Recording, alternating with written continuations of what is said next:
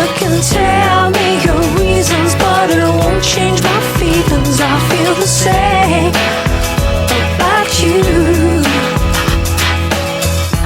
What I am is what you want. Hey, welcome to another Challenging Ideas episode, a word according to ORP Podcast, dedicated to having conversations about current controversial ideas. Whenever human beings have a dispute or disagreement over any subject, belief, or opinion, there are only two options available with regards to reaching a resolution. One is communication, the other is violence. As a specialist in the field of human communication and behavior, I choose communication over violence every time. It's my firm belief, as well as experience, that we can disagree about something, have differing viewpoints and paradigms, and still be respectful, kind, and friendly to each other. Challenging idea number 2. People who refuse to use a person's preferred pronouns are transphobic. Having researched and given this idea much consideration over the past 6 months or so, I'm currently in the position that it is not only a false claim, but one that is detrimental to the LGBTQIA+ community at large, and specifically the trans community. I say that I am currently in the position because I keep an open mind and am willing to change it if additional information comes along that persuades me otherwise. I hope you operate in a similar fashion. If you or I lock on to any position or opinion and become closed to considering new facts or ideas in relation to it, then we no longer learn and evolve, right? I believe in the foundation of egalitarianism, meaning I think there should be equal rights for all. I think that just as a person has a right to call someone transphobic, another has a right not to call someone a certain set of pronouns. This right is called free speech, and it must be protected as it is fundamental to a healthy and fair society. But make no mistake, your freedom of speech does not mean that you can say anything you want without consequences. Jordan Peterson, the Canadian professor who gained infamy by refusing to use one of his students' preferred pronouns, was buried beneath an avalanche of consequences for exercising his freedom of expression. Whether that was justified or not continues to be debated. Conversely, those using their freedom of expression to accuse those who refuse to use other people's preferred pronouns of being hateful bigots have also met with forceful pushback. Because I want to see the trans community gain and enjoy the same rights under the law as everyone else, the focus of this episode is to persuade those who are calling non-users of preferred pronouns transphobic, which is to say haters of trans people and or their ideology, to at least begin to consider refraining from doing so, as it is damaging to trans people and their cause. I readily acknowledge that this group of people, calling refusers of what we'll call PPs from now on, personal pronouns, whether they be members of the LGBTQIA+ community or just supporters, may be a small minority and not really representative of the community at large. But the fact that they are outliers dwelling on the fringe does not mean that they haven't got a huge platform to disseminate their judgment and deliberately incendiary accusation.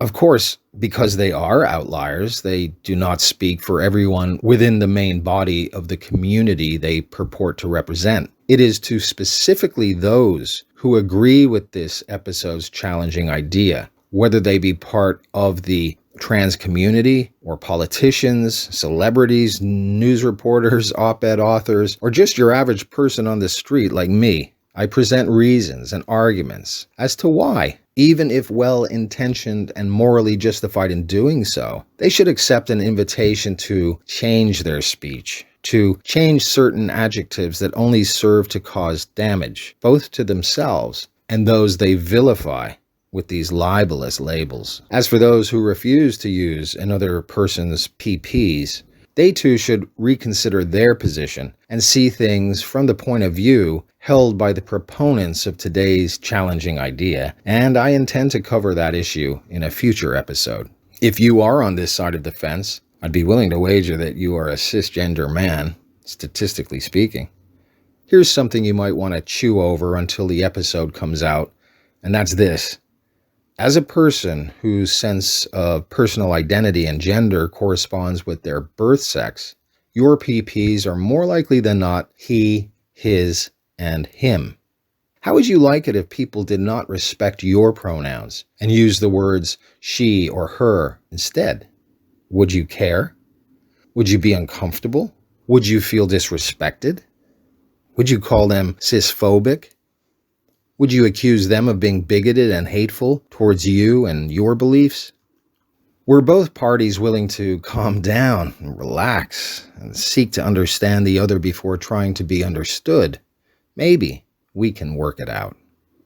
But there is no chance of that ever happening as long as one side or both refuse to let go of their own map of the territory. Let's be willing to step into the other person's map, seeing it, hearing it, feeling it the way the other does, in search of understanding, not necessarily liking, agreeing, or ultimately taking it on, so that some reasonable agreement can be reached that shows respect for both parties, their beliefs, opinions, and preferences. As a psychotherapist, I have the same problem with the word transphobic as I do with the word Islamophobic, which is to say, I think both terms are misnomers for a number of reasons. Let's look at the word phobia. A phobia is an irrational fear and or hatred of a person, place, or thing. Some of the more common ones are the fear of clowns, open spaces, dogs, snakes, enclosed spaces, and traveling by plane. The key term in this definition is the word irrational, which simply means not logical or reasonable. The claim that a person cannot have a rational explanation for why he or she fears the religion of Islam is demonstrably incorrect.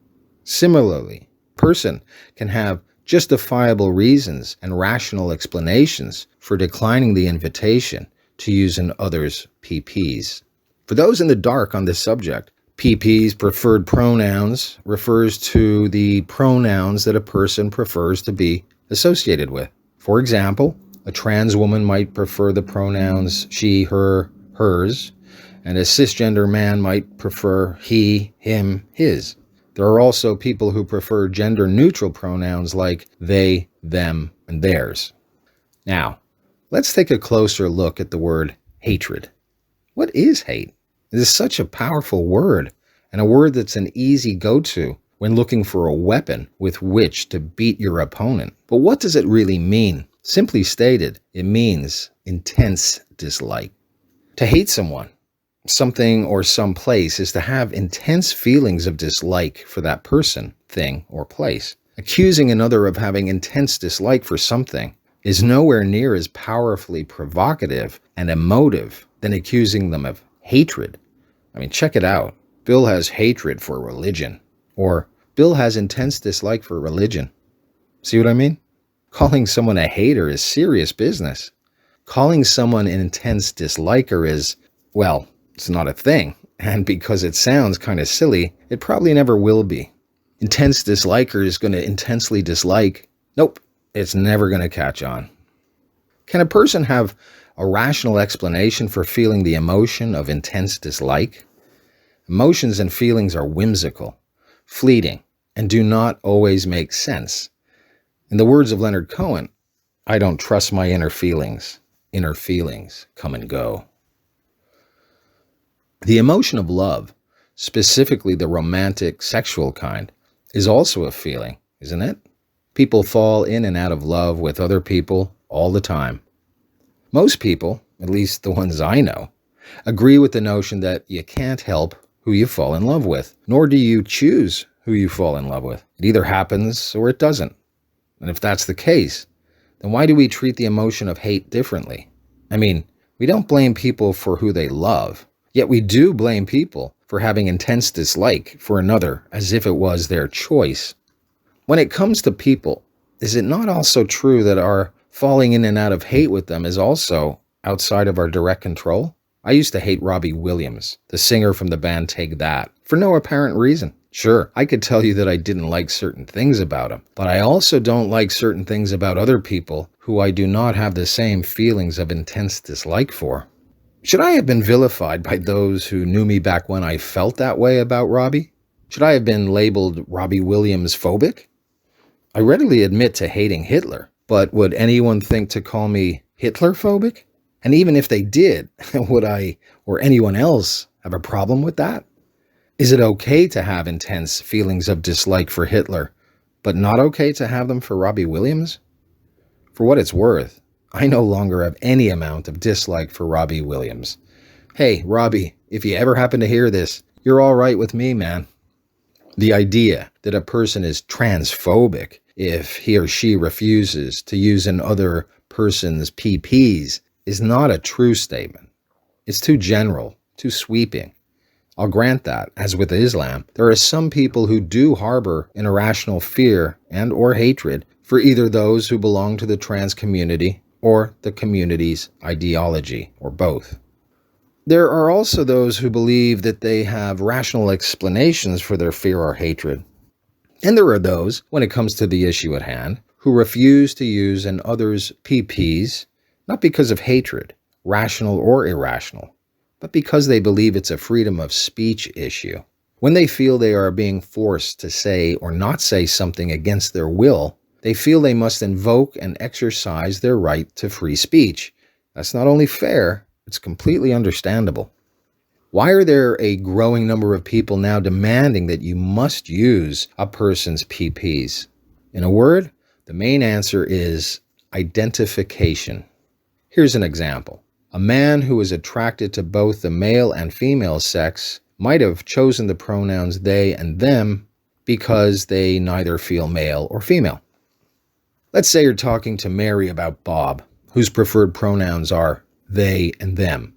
They might say something like, I saw Bob the other day in the supermarket. They were alone and seemed to be in a hurry. I caught up with them and asked them how they was. They said they were doing great and invited me over for dinner at their place this weekend. As human beings, we tend to identify with certain people, places, or things, which is to say we associate or affiliate someone or something with someone or something else, or we understand or share the feelings of someone. One could say, I identify with Johnny Depp because I, too, have been falsely accused of criminal behavior. In another way of putting it, our identity is a combination of all the things we are and all the things we identify with. You could tell me that even though you were born in the United States of America, that you identify with the Irish and want me to say Irish whenever I refer to your nationality. Would that be a fair request? What if I refused? Do you think you would be justified in claiming I was being hateful towards you? Or that not saying you were Irish made me a bigot? Well, I think you would be justified, but only if you could know for sure my reason for not calling you Irish was motivated by hatred. If you did not have sufficient evidence to back up your claim that I was being hateful in not calling you Irish, maybe you're the one being hateful towards me by making such a heinous and false accusation. What if we turn the tables? What if I tell a person who is calling me transphobic for not using her preferred pronouns that I had preferred adjectives that I insisted he calls me? From now on, I urge him, you must only use my preferred adjectives when describing me, and they are handsome, intelligent, witty, sexy, and kind. Do you think they'd agree to that? There are those who would argue that this is a false equivalency, that it's comparing apples to oranges because they are not the same thing. True. Pronouns and adjectives are not the same thing, but they are both descriptors, labels, and things that people can identify with. Imagine if the other person was not willing to use my preferred adjectives and said I was being hateful and was invalidating their humanity. Would you agree with them? When it comes to persuading another to our point of view, there is an excellent rule of thumb. Seek first to understand, then to be understood. One of the most pernicious reasons for arguments flaring up out of nowhere is due to neither speaker using this rule. Both parties want to be understood by the other, of course, but when both parties insist on going first, speaking to be heard and understood, all hell can break loose. If you allow the other to go first, hear them out, actively listen while giving signals that you are not just hearing but also understanding, then, in most cases, you'll find that when you're finished, they are much more willing to do the same for you. It's called the law of reciprocity. Here's an example. A trans woman asks a friend to please use her PPs. The friend, looking doubtful and maybe a little uncomfortable, says, "I don't think so." Instead of jumping to the conclusion that the trans friend hates her, and because of that, calling her friend transphobic, either ending the discussion right there or igniting what will surely be a heated argument, the trans woman would be much better off saying something along the following lines. "I see you are reluctant to use my pronouns, and if you don't want to use them, that's all right. You don't have to. I'm sure you have good reason for not doing so, and, well, I was wondering if you'd share that with me so that I can better understand your thoughts on the matter." Responding sincerely in this manner will undoubtedly increase the number of people willing to use this trans woman's pronouns and decrease the number of people she will lose in her life if she just goes around accusing everyone of bigotry and hatred. Those who call others transphobic for not using their pronouns either do not know this, have forgotten it, or don't care who they alienate. Their behavior strongly suggests that they only want to be understood and couldn't give a damn about understanding the other. As mentioned already, it could be true that a person who won't use PPs is transphobic, but since there could be, say, at least another 9 reasons I'm aware of, how do they know transphobia is the reason? They don't. It's only an assumption, and the chances of them being right are not in their favor. I wonder if those who believe in the veracity of this episode's challenging idea have ever stopped to ask another for their reason for declining to use a person's PPs. Over the past week, I've asked 100 people if they would not use another's pronouns if asked why. For what purpose not use their pronouns? The results surprised me. Only 17 out of the 100 said they wouldn't. Out of the remainder, it was either yes, they would, or it depends. Turned out there were 9 distinct reasons, besides bigotry and or hatred, why the no's said no, and in no particular order, here they are. 1. Bad memory. Some people are guilty of nothing more than simply forgetting to use them and mean no harm. I mean, some people can't even remember a person's first name. 2. Lack of understanding or confusion. Some people either do not understand transgender ideology or are confused by it, and as a result do not believe in it. How can you believe in something you don't understand? If you don't already know, transgender ideology claims that biological reality does not determine one's sex. Feelings do. Therefore, the differences between male and female, much like the clothing we wear, are separate from our identity and are constantly in flux. Manhood and womanhood are mere labels used to describe what we see but lack any substantial basis. If you are not confused by this definition, let me suggest you read it again. 3. Can't take the idea seriously. 4. Don't care enough about the issue. 5. Feel like they are being pressured to do so and refuse to be. 6. Feel like they're being threatened and refuse to be. 7. Understand but don't believe in transgender ideology. They believe that in actual fact, biological reality does determine one's sex. 8. Don't want to feed into what they believe is a harmful delusion. Some people think that those who believe in transgender ideology are deluding themselves. 9. Feel it is a matter of free speech.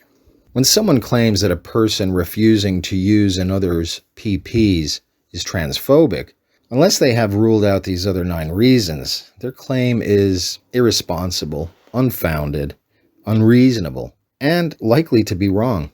It's ironic to think that when they call another transphobic, the chances are strong that it is most likely them who's being hateful and bigoted. Indeed, this knee-jerk reaction, accusatory behavior, is the precise definition of bigotry. Obstinate or unreasonable attachment to a belief, opinion, or faction, in particular prejudice against a person or people on the basis of their membership of a particular group. That old saying about when you point at someone, you have 3 fingers pointing back at yourself comes to mind. I believe in the most basic form of egalitarianism, which is to say, equal rights for everyone. As long as you are not hurting anyone, your chosen lifestyle is your business and none of mine. You have every right to feel the way you do, believe what you believe, and behave the way you want, within the constraints of the law, of course. If I could speak directly to members of the trans community, this is what I'd like to say. Hello, my friend. I extend a hand of friendship and would like to consider a few ideas I want to share with you in the hopes that, if you believe that those who do not use your PPs are automatically transphobic, you might think about these ideas and possibly change your mind. As a relationship counselor and communication specialist, I think that immediately believing anyone who declines your invitation to learn and use your PPs is a hateful bigot is dangerous to your mental health, peace of mind, and future happiness. It also harms your cause. I understand you feel you have a right to present yourself in the manner you choose, and you do. You may also feel that you have a right to respect in relation to your orientation. From a legal point of view, you do not have a right to be respected by anyone, nor do I or anyone else for that matter. Respect is earned, not demanded. I'm sure you already know this. Some people who decline your invitation regarding usage of your PPs want you to respect their right to free speech and do not want to be compelled to say or not say things they do not willingly agree to. Do you respect that? Respect goes both ways, right? During my research of this subject, transgenderism, I learned where the underlying ideas and ideology came from. Alfred Kinsey and John Money laid the groundwork for it, and if you have not already done so, I urge you to do your own research into them. You might reevaluate your position after doing so. I understand and empathize with your desire to be accepted and treated fairly and equally, and that you have most likely run up against enough bigotry, misunderstanding, hatred, and mockery that you feel you have enemies you must fight and overcome. And as true as that is, I think your worst and most dangerous enemies, the ones most harmful to you and your cause, are the extremists in your community who are pushing the message that anyone not agreeing to change the way they speak is full of hatred toward you and your ideology. They have taken the unwillingness of some too personally and way too seriously. When they accuse the naysayers of being hateful, instead of winning friends and influencing people, they create more enemies and stir up more ill feelings towards your cause. How? They are following the same playbook used by Islamic extremists who came up with the term Islamophobia, which was used, and still is used today, to shut down any speech that questions, condemns, attempts to clarify, or makes fun of the Islamic religion. Shutting down free speech through accusing others of hatred or blasphemy or being offensive is a sure indicator of a tyrant or a tyrannical government or group or organization. Censoring free speech is what they do in uncivilized countries such as North Korea, Saudi Arabia, and Belarus, to name a few. Denying free speech is a prelude to the beginning of atrocities against humanity. We've seen this over and over throughout the course of history. Has it ever occurred to you that when you accuse others of being hateful, you are using a description that most of them do not identify with? Most of them think it is wrong, and some are hurt or offended by it. Some of them even think that by calling them hateful, you are demonizing them or invalidating their humanity. If they were to ask you to not use the word transphobic when referring to them because they sincerely believe and feel it is misapplied and harmful to them, would you accept their invitation? If you would not afford them this courtesy, why is it you expect them to afford you the same courtesy? If you would refrain from calling refusers hateful, I can guarantee more of them, in time, if you allow them to choose, will use your PPs. It's basic human behavior. Indeed, you catch more flies with honey than with vinegar. When I was a child, and perhaps it's true for you too, my mother told me that sticks and stones can break my bones, but words can never hurt me. There is wisdom in that trite little saying. There is also wisdom in the simplicity of this saying. Live and let live. No doubt you understand that it is not for me to dictate what you say, right? I mean, diversity is a wonderful thing, is it not? You're a believer and proponent of diversity, aren't you? I was bullied as a boy in school and also when I grew up for being different. But instead of letting it defeat me, I learned to better understand human nature and to more effectively cope with the closed-minded, judgmental actions and opinions of others. I would like to share just 3 of them with you in the hopes they will make sense to you and you can free yourself from the imposition of the impossible task to make everyone conform to your way of thinking. I promise you will be happier, healthier, and all around better for it. 1. Only you are responsible for your feelings, nobody else. Whether you are happy, sad, offended, gratified, worried, hurt, or any other emotional state you can think of, it's ultimately up to you. Blaming others will get you nowhere, help you lose friends and allies, and alienate potential ones. A victimhood mindset is disempowering to you and repellent to others. 2. Respect is earned. Offense is taken. You and your cause will be served so much better when you embrace the former and let go of the latter. No one can offend you unless you take offense. Indeed, why give anyone the power to offend you? 3. Don't hand over your remote control. Think of all the different emotions you can have, all the states you can be in. Think of them like TV channels. This emotional state TV you have comes with a remote control. When you keep possession of it, you remain at cause, which is to say, you are the one who chooses what state you want to be in, and then causes yourself to go into that state by pushing the appropriate button. When you hand over the remote control to someone else, you give them power over your state, and they press your buttons. You are triggered to go into the corresponding state of the button they press. Now, ask yourself, why would you hand over your remote control to them? Why would you give them control over you? And if you do, why would you complain when they start pressing your buttons, putting you into negative states you have no desire to be in? So if you invite someone to use your PPs and they don't, for whatever reason, show them the same respect for the choice they have made as you would like them to do with regards to the choice you have made. Lead from the front by example. An old hippie singer-songwriter once wrote the words, "Nothing that's forced can ever be right. If it doesn't come naturally, leave it." If other people want to get offended on your behalf, you can't stop them, but you don't have to go along with them.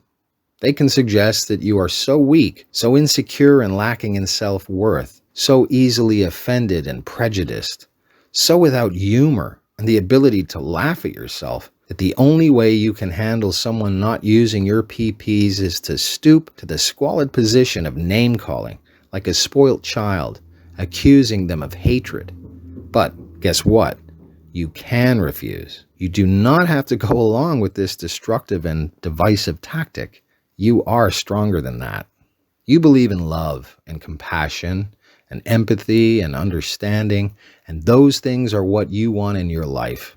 So do I. So do most people. You have a right to ask someone to call you whatever you like, and they have a right to refuse. Accusing others of hatred does not foster love or empathy or peace or compassion. You see that, don't you? You are so much better than that. For whatever it may be worth to you, I don't think your PPs or your sex or gender or your nationality or religion or your name or color of your skin. I think you are much, much more than that. MLK's dream is as powerful and pertinent today as it was when he first said it over 50 years ago. I have a dream that my 4 little children will one day live in a nation where they will not be judged by the color of their skin, but by the content of their character. Speaking of the 60s, I'm a passionate fan of the Beatles and would like you to be one too because I think you'd really enjoy them. However, I will not try to force you. If you do not like them, I will not call you a hater. It came to mind as I closed this sincere invitation to you to evolve your thinking and change your mind because they sang a lot about love and peace and coming together and letting it be. They also sang these words of wisdom. Life is very short, and there's no time for fussing and fighting, my friend. I have always thought that it's a crime, so I will ask you, once again, try to see it my way. Only time will tell if I am right or I am wrong. While you see it your way, there's a chance that we may fall apart before too long. We can work it out. We can work it out. In closing, it would be good for us all to think about the wisdom in this pithy platitude. A man convinced against his will is of the same opinion still. Until next time, evolve your ideas, lead by example, and think for yourself. P.S. Just after recording this episode, I watched a video podcast on the Respondent's channel where Greg Ellis interviews a transsexual man, that's his chosen terminology, by the name of Buck Angel. If gaining a deeper understanding of this subject from someone who knows all about it from personal experience, I can't recommend this podcast highly enough. You will find the link in the description below. Yeah, you can say what you want, but it won't change my mind. I feel the same about you. And you can tell me your reasons, but it won't change my feelings. I feel the same.